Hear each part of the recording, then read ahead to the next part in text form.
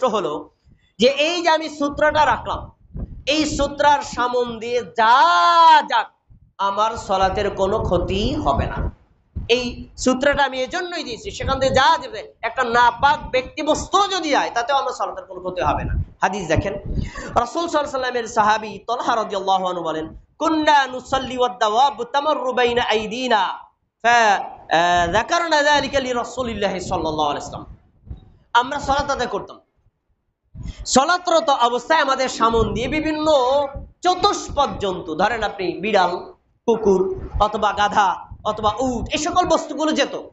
তখন আমরা আল্লাহ নবীর কাছে গিয়ে অভিযোগ করলাম, আল্লাহ রাসূল, আমরা যখন সালাতে দাঁড়াই তখন চতুষ্পদ জন্তুগুলোর সামনে যে এখন আমাদের সালাতের হুকুম কি? সালাত কি বাতিল হয়ে যাবে? রাসূল সাল্লাল্লাহু আলাইহি ওয়াসাল্লাম বলছেন, মিসলু মুআক্কারাতির রাহলি, তোমরা যে উটের উপর বসো, পিছনে যে গদিটা রাখো, এই গদির মতো একটা বস্তু যখন সামনে রেখে দেবা, তাকুনু বাইনা আইদি আহাদুকুম সুম্মা লা ইয়াদুররুহু মা মাররা বাইনা ইয়াদাইহি, তোমার ওই বস্তু রাখার পর ওই সামনে দিয়ে যা যাক তোমার সালাতের বিন্দু মাত্র কোনো ক্ষতি হবে না। তাহলে আমি সূত্র যখন রাখবো তখন সামনে দিয়ে যা যাক, যা ইচ্ছা যেতে পারে, আমার সালাতের কোনো ক্ষতি নেই। কিন্তু ক্ষতিটা হবে তখন যখন ওই সূত্র এবং আমার মাঝখান দিয়ে যাবে, তখন আমি দেখলে তাকে বাধা দিব। কেউ ইচ্ছাকৃতভাবে যাবে না, কিন্তু কেউ ভুলে চলে গেলে তার অপরাধ হবে না, আর ভুলে চলে গেলে আমি বাধাও না দিলে আমার সালাতের কোনো ক্ষতি হবে না।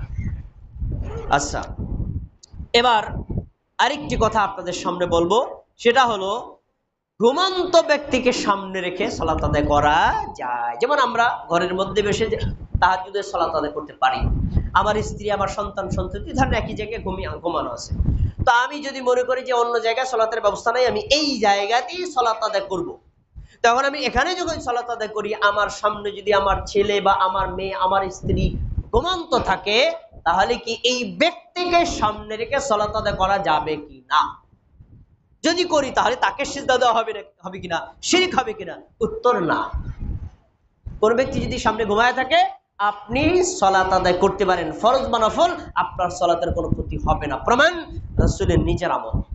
হাদিস দেখেন, আয়েশা রাদিয়াল্লাহু তাআলা আনহা বলেন, আন্না নবী সাল্লাল্লাহু আলাইহি ওয়াসাল্লাম কানা ইউসাল্লি মিনাল লাইলি ওয়া আনা মু'তারিদুন বাইনাহু ওয়া বাইনাল কিবলা। রাসূল সাল্লাল্লাহু আলাইহি ওয়াসাল্লাম রাত্রি বেলায় তাহাজ্জুদের সালাত আদায় করতেন, আমি রাসূলের সামনে পুরা শুয়ে থাকতাম। এখানে একটা শিক্ষা পাওয়া যায়, রাসূল সাল্লাল্লাহু আলাইহি ওয়াসাল্লাম নিজে তাহাজ্জুদের সালাত আদায় করছেন, তার স্ত্রী ঘুমন্ত। বলেন, এই আয়েশা, আমি নবী, তুমি আমার বউ, তাহাজ্জুদের সময় ওঠো না কেন? উঠতেই হবে, ঘুমানো যাবে না কেন? এটা ফরজ না, এটা ফরজ না, এটা নফল আমল। আপনি আপনার স্ত্রীকে উৎসাহ দিতে পারেন, বাধ্য করতে পারবেন না। উৎসাহ দেওয়া এক জিনিস, বাধ্য করা ভিন্ন জিনিস। নবী সাল্লাল্লাহু আলাইহি ওয়াসাল্লাম নিজে তার স্ত্রীকে বাধ্য করেন নাই, নিজে আমল করা শুরু করেছেন, তারপরে অর্ধেক ঘুম ভাঙছে, ও নবী সাল্লাল্লাহু আলাইহি ওয়াসাল্লাম করছেন, তিনি আবার ওযু করে নবীর সাথে শামিল হলেন, এটা ভিন্ন কথা, কিন্তু তিনি বাধ্য করেন নাই। কেন? এটা ফরজ আমল না, নফল আমল। আচ্ছা, এবার দেখেন, আয়েশা রাদিয়াল্লাহু তাআলা আনহা বলেন, আমি সামনে এমন ভাবে ঘুমায় থাকতাম, মনে হচ্ছে নবী আমার জানাজা নামাজ পড়তেছেন। মানে তিনি আবার জানাজা পড়লে যেরকম সামনে লাশ আমরা খাট রেখে আড়াআড়ি ভাবে রেখে তারপরে সালাতে দাঁড়াই না, মনে হচ্ছে তিনি আমার জানাজা পড়ছেন, কিন্তু আসলে তো তা না। তাহলে বোঝা যাচ্ছে একজন নারীও যদি সামনে শুয়ে থাকে, সে মাহারাম নারী হয়, নিজের স্ত্রী হয়, নিজের কন্যা হয়, আপনি তাকে রেখে সালাত আদায় করতে পারবেন। তাকে ঘুম থেকে উঠে আমি তাহাজ্জুদ করব না, লাগবে না। ইসলাম কত ইজি, ইসলাম কত সহজ, ইসলাম কত চমৎকার, আলহামদুলিল্লাহ। আপনি তাকে সামনে রেখে সালাত করতে পারবেন, তাতে ওই ব্যক্তির ঘুমান্ত ব্যক্তির ঘুমানো কোনো ক্ষতি হবে না, আপনার সালাতেও কোনো ক্ষতি হবে না। আচ্ছা, এবার আমাদের সমাজে সূত্রা প্রসঙ্গে একটা ভুল ধারণা আমরা সংশোধন করে নিচ্ছি, খুব চমৎকার। আবার গোড়া থেকে যারা আমার আলোচনা শোনেন নাই, মূল কথাটা মনে রাখেন, যিনি সালাতে দাঁড়াবেন তিনি নিজে সূত্রা দিয়ে দাঁড়াবেন। যে সালাত শুরু করছে সে যদি নিজে সূত্রা না দেয়, অন্য কেউ সূত্রা দিতে পারবে না। আমাদের সমাজে এটা হয় নাকি হয় না? আবার দেখেন, আমি দাঁড়ালাম, আল্লাহু আকবার, সামনে একজন ব্যক্তি ছিল, ওনার সালাত আগে শেষ হয়ে গেছে। উনি করলো কি, ভাই ওই সূত্রটা দেন তো, ভাই সূত্রটা দেন তো, তুই সূত্রটা আইনা উনি পিছনে রেখে তারপরে চলে গেল। এমনটি আমাদের সমাজে হয় নাকি হয় না? হবে না, এরকম করা যাবে না। যিনি সালাত আদায় করবেন তিনি সূত্র রাখবেন। তিনি যদি সূত্র না রাখেন, অপরে কেউ সূত্র দিতে পারবে না, কারণ এর দলিল নেই। এটা করলে বিদআত হবে, এর দলিল নেই। এখন প্রশ্ন হলো, তাহলে আমার সামনে যে ছিল উনি কি করবে?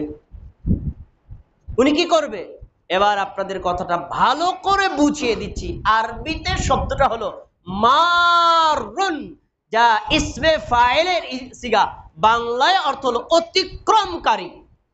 ভাই অতিক্রমকারী কাকে বলে? খেয়াল করে শুনুন। আমি আল্লাহু আকবার বলে সালাতে দাঁড়ালাম, আপনি সামনে ছিলেন না, আপনি যাচ্ছেন, আপনি হলেন অতিক্রমকারী। আর আমি যখন আল্লাহু আকবার বলে সালাতে দাঁড়ালাম, আপনি আগে থেকেই ছিলেন। আপনি যদি ডানে চলে যান, আপনি যদি বামে চলে যান, আপনি অতিক্রমকারী নন, আপনার কোনো অপরাধ হবে না। আপনারা কি আমার পয়েন্টটা কি বুঝতে পেরেছেন? আমি আল্লাহু আকবার বলে সালাতে দাঁড়ালাম, আমার আগে আপনি সামনে দাঁড়াইছেন, আমার আগে আপনার সালাত শেষ। এখন আপনি যদি তাকায় দেখেন পিছনে আমি সালাত আদায় করছি, কোনো সমস্যা নাই। আপনি ডানে অথবা বামে চলে যাবেন, আমার সামনে সূত্র দেওয়ার দরকার নেই, কারণ আপনি তো অতিক্রমকারী না, আপনি আগে থেকেই ছিলেন। অতিক্রমকারী হলো ওই ব্যক্তি যে আগে ছিল না, সে চলে যাচ্ছে। তাহলে আমার কি আট কোলে মানে কোনো সূত্র দেওয়ার দরকার আছে? না, আট করে সূত্র দেওয়ার কোনো দরকার নেই। আচ্ছা, এবার সূত্র কেন দেওয়া লাগে, কারণটা কি? সূত্রার মূলত দুইটা কারণ। এক, যিনি সালাত আদায় করবেন তার সালাতের মধ্যে মনোযোগ ঠিক রাখা। আমার সম্বন্ধে যদি একজন ব্যক্তি চলে যায়, তাহলে আমার সালাতের মধ্যে ওনার দিকে মনোযোগ চলে যাবে। এজন্য আমি আমার ব্যারিকেড করে দিলাম, এই জায়গায় দিলাম, ভাই আপনারা এর সম্বন্ধে কেউ যায় না, ওদিক দিয়ে যান। কারণ আমার দৃষ্টি থাকবে কোথায়? সাজদার স্থানে।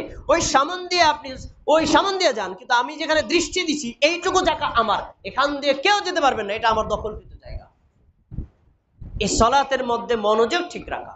দুই, সূত্র দেওয়ার কারণ হলো সালাতকে সম্মান করা। সালাত একটি ফরজ ইবাদত, আল্লাহর একটি ইবাদত। আল্লাহর একজন বান্দা, আল্লাহর একজন বান্দি সালাতে দাঁড়িয়েছে, আর আপনি তার সামনে অনায়াসে চলাফেরা করছেন, মানে এমনি সালাতের কাছে আপনার কাছে সালাত আপনার কাছে তুচ্ছ মনে হয়, এটা কিছুই না। একজন মুমিন ব্যক্তির কাছে সালাত যদি তুচ্ছ হয়, কেমন মুমিন? এই জন্য সালাতকে সম্মান করতে হবে, মুসল্লিকেও সালাতরত অবস্থায় সম্মান করতে হবে। আর মুসল্লি ব্যক্তি সালাতের মধ্যে মনোযোগ ঠিক রাখার জন্য সূত্র ব্যবহার করবে। সবশেষ একটা মাসআলা আমি নিজে পরিষ্কার না, আপনারা ভালো কোনো আলেম থেকে জেনে নেওয়ার চেষ্টা করেন, আমি আপনাদের একটু বলে দিচ্ছি। সেটা হলো, একজন ব্যক্তি সালাতে দাঁড়ালো, কোনো সূত্র দেয় নেই। এখন আপনি কতটুকু সামন দিয়ে যেতে পারবেন? সূত্র দিলে তো ফিক্সড, সূত্র ভিতর দিয়ে যেতে পারবেন না, কিন্তু সূত্র দেয় নাই, আপনি কতটুকু সামন দিয়ে যেতে পারবেন? এখন এইটা কেউ মনে করেছেন উনি যেহেতু সূত্র দেয় নাই, আপনি যত দূরত্ব হোক যেতে পারবেন না। এটা কারো দৃষ্টিভঙ্গি, এটা মানে ফতোয়া না। আবার কারো দৃষ্টিভঙ্গি হলো যে উনি সেজদাটা যেখানে পড়বে ওইটুকু জায়গার মালিক, উনি একেবারে 20 হাত পর্যন্ত জায়গা নিয়ে নিবে না। এটা হয় কিভাবে? ওই সেজদার সামন দিয়ে যে ব্যক্তি যায়, যাতায়াত সমস্যা, কোনো সমস্যা নেই। আমার মতে, এটা আমার মতে বলছি ভাই, আমার ফতোয়া না, আমার উপর আপনাকে ফতোয়া দিয়ে না। আমার মতে যে যদি পিছন দিয়ে যাওয়ার সুযোগ থাকে তাহলে না যাওয়াটা ভালো, আর যদি পিছন দিয়ে যাওয়ার জায়গা না থাকে তাহলে আপনি যেখানে ওনার সেজদা পড়বে তার সামন দিয়ে যেতে পারেন। এটা আমার মত, এটা কোনো ফতোয়া না। প্রিয় ভাইরা, সবশেষ একটা মাসআলা এটার সাথে সংশ্লিষ্ট বলে রাখছি। আমাদের বাংলাদেশে প্রায় 100 মসজিদের মধ্যে 95টা মসজিদ সংশ্লিষ্ট জায়গায় কবর আছে না নাই? একেবারে মসজিদের সাথে সংশ্লিষ্ট, একদম মিলানো কবর। তো এই কবর যদি থাকে তাহলে তার হুকুম কি? হুকুম হলো কবর আর মসজিদের মাঝখানে অবশ্যই সূত্র ব্যবহার করে সালাত আদায় করতে হবে, না হলে সালাত হবে না। যদি আপনি সূত্র না দেন, আপনি কবরকে সিজদা দিচ্ছেন, এটাই প্রমাণিত। এখন বেশি সমস্যা হলো যখন কবরটা থাকে একদম কিবলার দিকে, তখন তো সিজদাটা একদম মানে কবরের কাছে গিয়ে পড়ে না, আমি মূল কথাটা বলে দিচ্ছি, বাকিটা আপনারা বিস্তারিত বড় আলেমদের থেকে জেনে নেবেন। শোনেন, কবরটা যদি থাকে মসজিদের অপকৃত জায়গায়, কোনোভাবেই কবর ওখানে রাখা যাবে না, যাবে না, যাবে না। যদি রাখে সালাত হবে না। অপকৃত জায়গায়, ধরেন আমি 10% জায়গা মসজিদে দিয়েছি, তো আমার কবরটা যদি বা অন্য কারো কবরটা যদি ওই 10% জায়গার মধ্যে হয়, তাহলে ওই মসজিদে সালাত হবেই না। কারণ 10% জায়গা, আমি 5% জায়গায় মসজিদ করলে হলো, 10% জায়গা পুরোটাই মসজিদের হুকুম। এবার দ্বিতীয় কথা হলো, আপনি 10% জায়গায় মসজিদ করেছেন, তার পশ্চিম পাশে, তার উত্তর পাশে, দক্ষিণ পাশে আমার জায়গা পার্সোনাল, ওইখানে যদি আমার কবর হয়, তাহলে কবর আর মসজিদের জায়গার মধ্যে অবশ্যই সূত্র ব্যবহার করতে হবে। সেই সূত্রটা কি হতে পারে? টিন দিয়ে বেড়া হইতে পারে, খড়ি দিয়ে বেড়া হইতে পারে, গাছ লাগানো হতে পারে, অথবা মনে করেন আপনি দেওয়াল দিয়ে দিতে পারেন, অথবা মানুষের চলাচলের রাস্তাও হতে পারে। বোঝা যাবে এটা পার্সোনাল জায়গা, এটা মসজিদের জায়গা। কিন্তু আপনি কোনো আড়াল রাখছেন না। কিন্তু কিছু কিছু মসজিদে দেখা যায় অত্যন্ত দুঃখজনক ব্যাপার, এই যে মেহরাব, খেয়াল করেন, মেহরাবের বাম পাশেও কবর, ডান পাশেও কবর, একেবারে মসজিদের দেয়ালের সাথে ঘেঁষা কবর। এমন কবর কি মসজিদে আছে না নাই আমাদের দেশে? এইরকম কবর যদি কোনো মসজিদে থাকে, ওই জায়গাটা যদি ব্যক্তির হয়, তাহলে ব্যক্তি আর মাঝখানে অবশ্যই সূত্র ব্যবহার করতে হবে। আর যদি জায়গাটা মসজিদে হয়, তাহলে কবর ওখান থেকে না তোলা পর্যন্ত মসজিদে সালাত হারাম, কবরের সিজদা দেওয়া হয়। রাসূল সাল্লাল্লাহু আলাইহি ওয়াসাল্লাম বলছেন কি, পুরো পৃথিবীটা আমার উম্মতের জন্য মসজিদ, ইল্লাল মাকবারাতা ওয়াল হাম্মাম, তবে কবরস্থান আমার উম্মতের জন্য মসজিদ না। আর পেশাবখানা, পায়খানা, নর্দমা অথবা নাপাকি জায়গা আমার মসজিদ, আমার উম্মতের জন্য মসজিদ না।